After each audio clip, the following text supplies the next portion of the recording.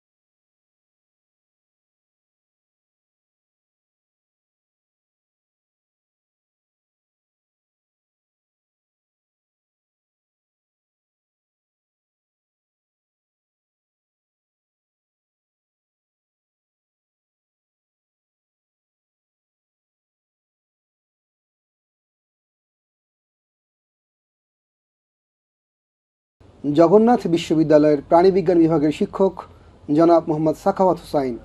আসসালামু আলাইকুম ওয়া রাহমাতুল্লাহ। আপনাদের দুজনকেই আমাদের অনুষ্ঠানে স্বাগত জানাচ্ছি। আপনাকে মোবারকবাদ। মোহতারাম মাওলানা, শুরুতে আমি আপনার কাছে যাব।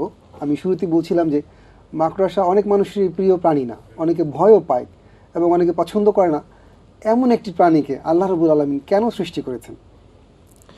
আলহামদুলিল্লাহ ওয়াসসালাতু ওয়াসসালামু আলা রাসূলিল্লাহি ওয়া বা'দ। প্রথম হলো যে আল্লাহ সুবহানাহু ওয়া তাআলা তিনি তাবৎ সৃষ্টি করেছেন তার এক মহা পরিকল্পনার বাস্তবতায়। কারণ আজকে আমরা চোখে দেখতে পাই অথবা দেখতে পাই না এমন যত জগৎ, সৃষ্টির জগৎ আছে, সবগুলো আল্লাহ সুবহানাহু ওয়া তাআলার একটি মহা পরিকল্পনার অংশ। যে কারণে আমরা যারা কোরআন হাদিস পড়েছি বা পড়াই, তারা বলি যে তাবৎ সৃষ্টি দৃশ্যমান হওয়ার আগে আল্লাহ তাআলার কিতাবে তা সুস্পষ্টভাবে ছিল। ফি কিতাবিম মুবিন, আল্লাহ তাআলার সুস্পষ্ট কিতাবে সকল পরিকল্পনা, এমনকি কিয়ামত পর্যন্ত কি হবে না হবে সব কিছুই আল্লাহ তাআলার কিতাবে সুস্পষ্ট। প্রশ্ন হলো ওই কিতাবের বাস্তবতাটাই আজ দৃশ্যমান কেন? এর উত্তর হলো আল্লাহ সুবহানাহু ওয়া তাআলা এই তাবৎ সৃষ্টি এর দুইটি পার্ট। সৃষ্টির একটি বৃহৎ অংশ আল্লাহ তাআলা তৈরি করেছেন আরেক সৃষ্টির সেবার জন্যে, আর যাদের সেবার জন্যে বৃহৎ সৃষ্টি করেছেন তাদেরকে সৃষ্টি করেছেন কেবল একটা উদ্দেশ্যে। কোরআন আল কারীমের ভাষায় আল্লাহ তাআলা বলছেন, আউযু বিল্লাহি মিনাশ শাইতানির রাজীম, ওয়া মা খালাকতুল জিন্না ওয়াল ইনসা ইল্লা লিয়াবুদুন।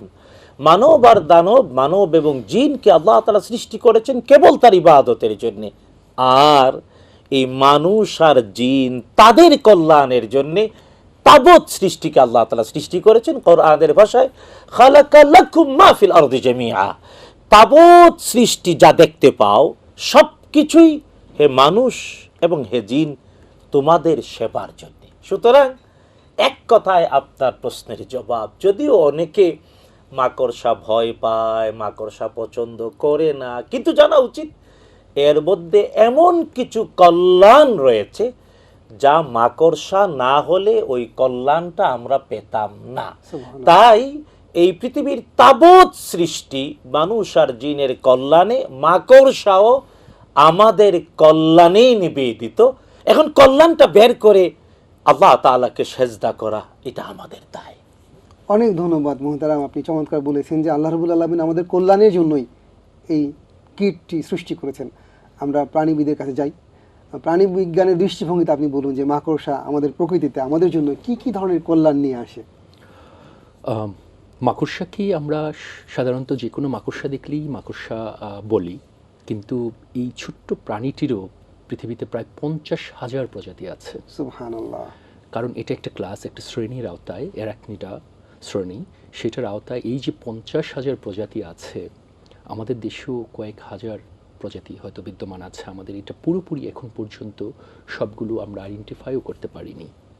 তো এই 50,000 প্রজাতির মাকড়সার আসলে পৃথিবীর প্রত্যেকটা প্রাণীর যে কি অসাধারণ গুণাবলী আছে, আমরা এখনো সবগুলো আবিষ্কারও করতে পারি না, জানি না। যেমন কিছুদিন আগেও সাপের বিষ থেকে পৃথিবীর সব দারুণ সব মানে উৎকৃষ্ট মানের মেডিসিন যে তৈরি হবে, যেগুলো মানুষের শ্বাস-প্রশ্বাসজনিত সমস্যা, জীবন বাঁচাবে, তাকে আরেক সাপের কামড় থেকে বাঁচাবে, তার নার্ভাস সিস্টেমের বিভিন্ন জটিল রোগের ওষুধ তৈরি করবে, এগুলো আমরা জানতাম না। এই মাকড়সার মধ্যেও ভেনোমাস মাকড়সা আছে এবং অনেক উপকারী মাকড়সা আছে। এগুলো ছাড়া একেবারে বৃহৎ পরিসরে যদি আমরা চিন্তা করি, মাকড়সা 20,000 ফিট উপরে পর্যন্ত পাহাড়ে পাওয়া গেছে, এবং তারা যে জাল বিন্যাস করে সেই জালের মধ্যে এটা বলা হয় যেন মাকড়সা হচ্ছে একমাত্র প্রাণী যেটা কাজে লাগছে, কিন্তু অসাধারণ কাজটুকু সে করছে। কিন্তু এই জৈবিক প্রক্রিয়ায়, এই খাদ্য শৃঙ্খলের প্রক্রিয়ায় সে যে কি পরিমাণ ক্ষতিকর কীট পতঙ্গ খাচ্ছে এবং আপনাকে রক্ষা করছে এবং পুরো খাদ্য শৃঙ্খলকে উপকার করছে, এটা মানে বলে বোঝানো যাবে না, এক কথায় অসাধারণ কাজ। মোহতারাম মাওলানা, আপনি আগে এটাই বলেছিলেন আমাদের যে আমরা জানিও না যে আল্লাহ কেন করেছেন। আমরা জানি যে সূরা আনকাবুত 29 নম্বর আয়াতে আল্লাহ মাকড়সা সম্পর্কে একটু কথা বলেছেন। আপনি যদি আমাদের দর্শকদের জন্য ওই ব্যাপারটি একটু খুলে বলেন। সত্যি আপনি বলেছেন যে আল কোরআন আল কারীমে 114টি সূরা রয়েছে। 30 পারার আল কোরআন আল কারীমের 114টি সূরার অন্যতম একটি সূরার নাম আল আনকাবুত, অর্থাৎ মাকড়সা। মাকড়সা নামে একটি সূরা রয়েছে। আল্লাহ সুবহানাহু ওয়া তাআলা যদিও ওই সূরাতে মাকড়সার নামটা একবারই নিয়েছেন, দ্বিতীয়বার না, তবে আল্লাহ তাআলা ওর নামে সূরা নাজিল করেছেন। অনুধাবন করা উচিত কেন আল্লাহ তাআলা এটি আমাদের দৃষ্টিতে অতি তুচ্ছ কিন্তু তার নামটা নিলেন। গবেষণা করলে সত্যি অভিভূত হতে হবে। যেমন উনি বলছিলেন, আমি শুধু যুক্ত করে বলি, যদিও কোরআন আল কারীম আল্লাহ সুবহানাহু ওয়া তাআলা মাকড়সার ঘরকে বলেছেন মাকড়সার ঘর, একেবারে আল্লাহ সুবহানাহু ওয়া তাআলা ইব্রাহিম আলাইহিস সালাতু ওয়াস সালাম, আমরা সবাই তার নাম জানি, এবং ঐতিহাসিকভাবে এটা সত্য যে তার সময়ের রাষ্ট্র এবং সরকার শক্তি তাকে প্রজ্বলিত অগ্নিকুণ্ডে জ্বালিয়ে মারতে নিক্ষেপ করেছিল। যদিও আমি একটু আবেগতাড়িত হয়ে এই কথা বললে, কারণ আমি ওই জায়গাটা দেখে এসেছি।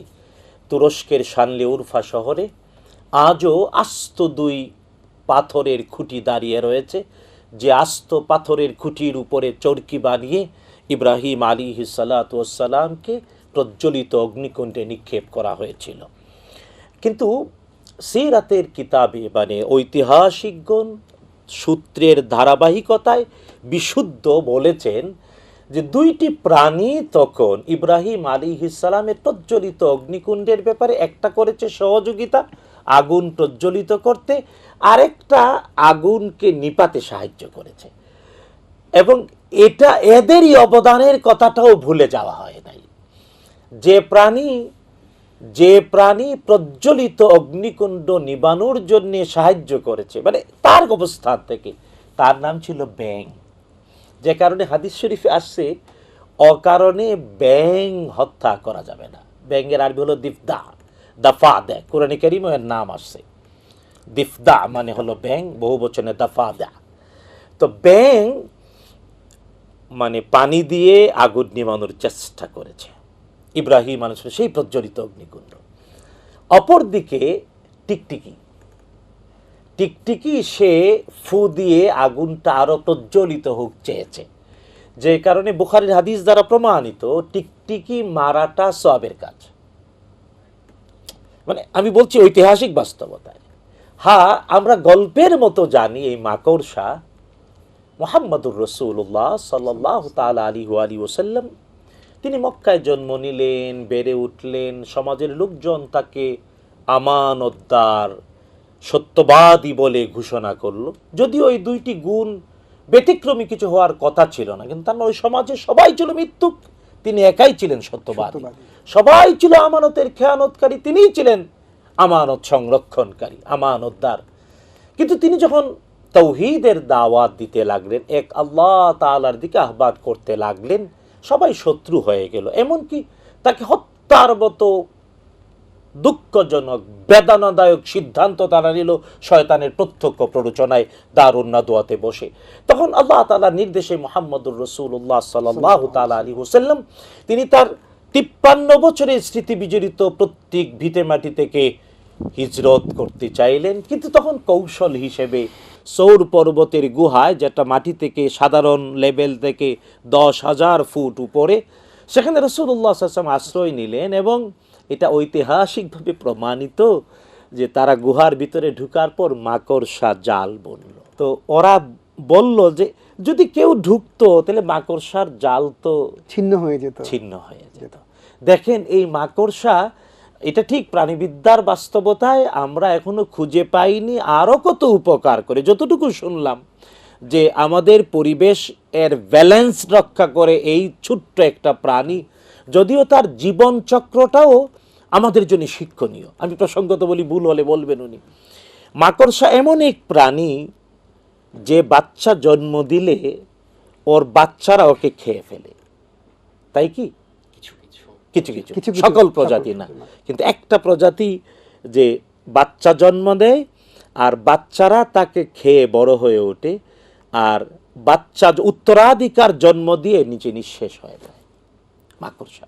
তো আসলে মাকড়সা আল্লাহ তাআলা কোরআন আল কারীমে তার নাম নিয়েছেন, তার নামে সূরা নাজিল করেছেন। তার উপকারের প্রসঙ্গ খুঁজে বের করা আমাদের জ্ঞান। আর হ্যাঁ, এই অর্জিত জ্ঞান দিয়ে মাকড়সার স্রষ্টা, যিনি আমাদের স্রষ্টা, তাকেই সেজদা করা উচিত।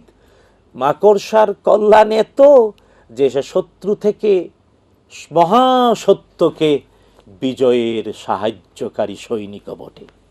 অনেক ধন্যবাদ মোহতারাম, আপনি খুব সুন্দর করে আবেগময় ভাষায় বলছিলেন। তো মোহতারামের আলোচনা থেকে আমরা একটা বিষয় স্যার আপনার কাছে আসতে চাই। এই বিষয়টা নিয়ে উনি বলেছিলেন যে মাকড়সার ঘর খুব দুর্বল, কিন্তু তার নেট, তার জাল খুব স্ট্রং। তো এই যে স্ট্রং জাল দিয়ে আধুনিক বিজ্ঞান কি কি বানাচ্ছে, এটা যদি আমাদেরকে একটু দৃষ্টিপাত করতেন আমরা উপকৃত হতাম। মাকড়সার যে জালটুকু আছে এটাকে আপাত দৃষ্টিতে খুব দুর্বল মনে হলেও সেটা আসলে দুর্বল না। কারণ হচ্ছে আমরা যে চুলকে বিভিন্ন এক্সাম্পল হিসাবে তুলনা করি, যে চুলের মতো চিকন, চুলের চেয়েও প্রায় 100 গুণ চিকন হলো মাকড়সার জাল। মানে চুল হচ্ছে 300 মাইক্রন তার বেশ, আর তৈরি করে আবার রাত্রবেলা সে জালটুকু সে খেয়ে ফেলে, কারণ এটা একটা প্রোটিন। সে আবার এটা খেয়ে ফেলে, পরের দিন আবার সেই জাল বিস্তার করে, সেই প্রোটিনটা আবার হচ্ছে সে জাল আকারে আবার বিছায়, এবং সেখানে সে আবার কীটপতঙ্গ ধরে। কিছু কীটপতঙ্গ সে নিজে খায় এবং কিছু হচ্ছে অন্য প্রাণীরাও কিন্তু খায়, এবং হচ্ছে এটা রিসাইক্লিংয়ে কাজ করে। এবং প্রত্যেকটা প্রাণীরই আমরা প্রাণীবিদ্যায় পড়ি হিসেবে দেখি যে এত বেশি উপকার খাদ্য শৃঙ্খলে প্রত্যেকটা প্রাণীর। মানে এটা দেখে অভিভূত হওয়ার মতো যে আপাত দৃষ্টিতে এটার মনে হয় কোনো উপকার নেই, কিন্তু বস্তুত পক্ষে যখন আপনি এটা নিয়ে একটু গবেষণা করবেন বা এটার জীবন পুরো, এটার রহস্য অথবা এটার জীবন চক্র দেখবেন, এটার জীবন চক্রে অন্য অনেক প্রাণী আবার জড়িত। সো একটা প্রাণীর সাথে আরেকটা প্রাণীর জড়িত, এইভাবেই পুরো খাদ্য শৃঙ্খলটুকু কিন্তু সৃষ্টিকর্তা তৈরি করেছেন। আপনি আমি হয়তো বাই প্রোডাক্ট হিসেবে একটা খাবার খেয়ে ফেলি, কিন্তু আপনি এই যে বায়োলজিক্যাল কন্ট্রোল, অর্থাৎ আপনি বিভিন্ন ফল আমরা খেচ্ছি, শুধুমাত্র ফলটুকু খাচ্ছি, বাট এই ফলটুকু খাওয়ার সময়ও ওইখানেও কিন্তু আমরা বলি যে এখন খাবারে বিষ মিশাচ্ছে, কীটপতঙ্গের ওষুধ দিচ্ছে, বাট এগুলো কেন দেওয়া হচ্ছে? কারণ আমরা কিন্তু ওই পুরোপুরি বস্তু জগৎকে, বাস্তু সংস্থানকে বুঝতে পারছি না বলে।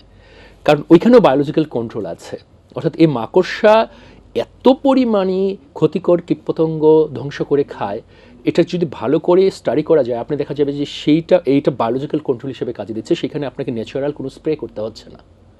অনেক ধন্যবাদ মোহতারাম মাওলানা আপনাকে আমাদের এই প্রোগ্রামে আসবার জন্য, এবং প্রাণীবিদ আপনাকে। আমরা যে বিষয়ে কথা বললাম, আমাদের চারপাশে মনে হয় খুব তুচ্ছ একটি প্রাণী, এবং এরকম অসংখ্য প্রাণী আল্লাহ সৃষ্টি করেছেন, কীট সৃষ্টি করেছেন আমাদের কল্যাণের জন্য। আল কোরআন এবং বিজ্ঞান আমাদেরকে সেই কথাটি বলছে। সুতরাং প্রিয় দর্শক, আমাদের চারপাশে যে সকল কীট পতঙ্গ আমরা দেখি, এই রমজানের চেতনায় উদ্বুদ্ধ হয়ে আমরা এই সিদ্ধান্ত নিই যে আমরা এদের প্রজনন এবং এদের নিরাপদ বাসস্থান নিশ্চিত করব। আল্লাহ রাব্বুল আলামিন আমাদেরকে বুঝবার এবং পারিপার্শ্বিকতা থেকে, তার সৃষ্টি থেকে সঠিকভাবে উপকার লাভ করবার ক্ষমতা দান করুন। ওয়ামা তৌফিক ইল্লা বিল্লাহ। ওয়াসসালামু আলাইকুম ওয়া রাহমাতুল্লাহি ওয়া বারাকাতুহু।